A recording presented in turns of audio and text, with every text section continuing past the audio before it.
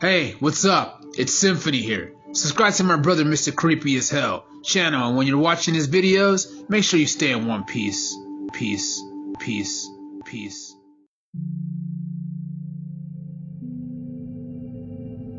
I won't go back to Stone Canyon campsite. Not after what happened.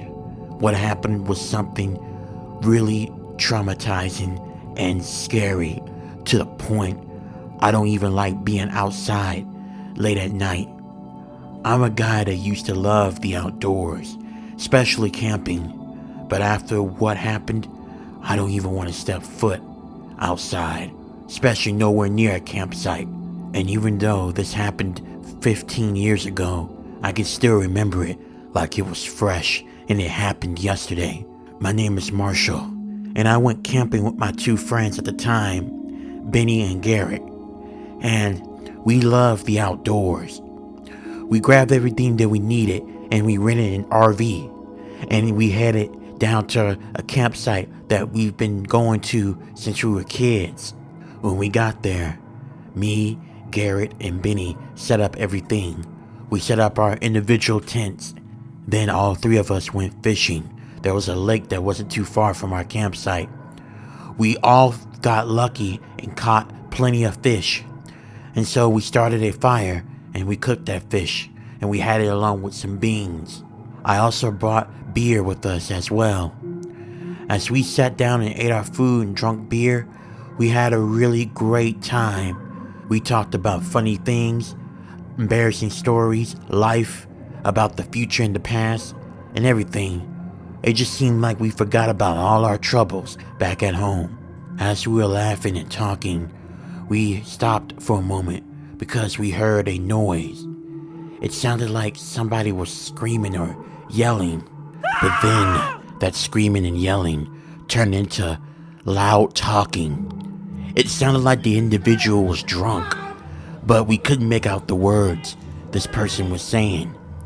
It was off in the distance, so me and my friends thought that maybe it was other campers that were getting drunk like we were and laughing and having a good time in the outdoors.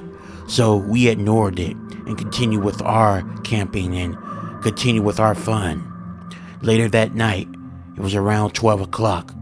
All of us was asleep except me. I was just up reading a book, and that's when I noticed something outside of the tent. There was a large shadow that I could see. It was walking around in our campsite. I thought maybe it was one of my friends, but then I looked at the figure outside through my tent and realized it was a pretty big person, and both of my friends are skinny, including me, so there was no way it was one of them. My blood went ice cold. There was someone on our campsite going around in our stuff. I can hear the pot that I used to cook our beans on being thrown around.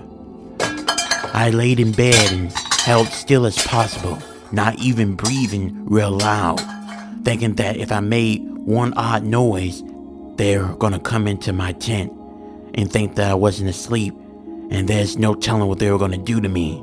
15 long, excruciating minutes passed before this large shadow began to leave our campsite and head back into the forest. I opened up the tent just enough to look around to make sure it was all clear. I got out of the tent and I looked around. Besides the pots being thrown, there was nothing else abnormal. I can feel my eyes getting heavier, so I decided to get back into the tent to get some shut-eye. I was asleep until the next morning when I woke up. When I woke up, I got out of my tent, and that's when I was in for a shock of my life. I did not see my friends at all. Both of their tents were wide open, and none of them were in there. But what I did see inside their tents, both Benny and Garrett, were blood, lots of it, and it traced it all the way into the forest. I called out for them. Garrett, Benny, are you guys all right? Is everything okay? There's blood in both of y'all tents. Are y'all injured? I have a first aid kit in the RV. Where y'all at? But I didn't get no reply. I slowly walked it into the forest, where I saw their blood trailing. I kept walking, and when I got to an opening, there was another tent. It was another little camp spot, but something in that camp spot caught my attention. It was Garrett and Benny's clothes that they had on. And then I noticed that I saw something dripping on their clothes. It was blood. I looked up, and to my disgust and utter horror, I saw Benny and Garrett's decapitated head hanging on a rope with a nail attached to their heads, hanging on top of a tree branch. It was so horrifying that even to this day, I have nightmares thinking about it. I quickly ran out of the campsite and ran to the other campsite where me and my friends were staying. I grabbed what I could and I got in the RV and I drove. I called 911 to let them know about what I witnessed and what I saw. The cops came, and that's when they discovered the gruesome sight that I discovered. A day later, the cops tracked me down at my place to ask me some questions about Benny and Garrett and about who want to hurt them. And honestly, I don't know. I was traumatized on what I came upon, and I do believe, in fact, it had something to do with that large figure I saw in my tent the other night. Unfortunately, 15 years later, both Garrett and Benny's murder became a cold case, and officers could not find anyone that was linked to the crime that was committed against Garrett and Benny.